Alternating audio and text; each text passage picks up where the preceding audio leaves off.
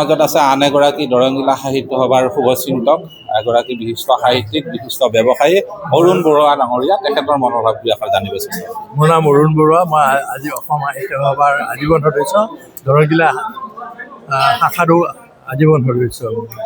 আৰু মই গল্প, কবিতা, প্ৰবন্ধ বহুত লিখিছোঁ। আৰু ইয়াৰ উপৰিও মই আমাৰ দেউতাৰ বাসৱচন্দ্ৰ বৰুৱাৰ নামত মই এই সাহিত্য সভাৰ প্ৰকল্পলৈ মই 5,000 টকা দান হিচাপে আগবঢ়াইছিলোঁ।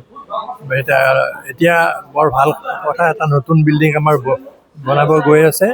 এইটোৰ সাহায্যৰ কাৰণে সকলোবিলাককে ইয়াতে বিচাৰিছে। ৰাইজৰ নখ জোকাৰিলে নদীও বয়।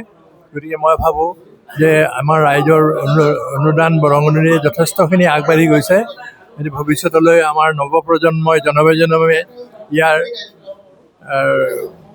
ইয়াৰ গুণানুকীৰ্তন কীৰ্তন কৰিব।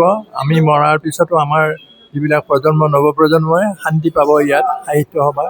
গতিকে মই ভাবোঁ যে এই এটা নতুন যিটো বিল্ডিং হ'ব গৈ আছে, সেইটো যেন আমাৰ গোটেইখন মঙলদৈত যেন জাকত জিলিকা এটা সুন্দৰ ভৱন হয় আৰু সকলোকে যেন আকৰ্ষিত কৰে। ইয়াকে কামনা কৰি মোৰ ক'বলগীয়াখিনি সামৰিছোঁ।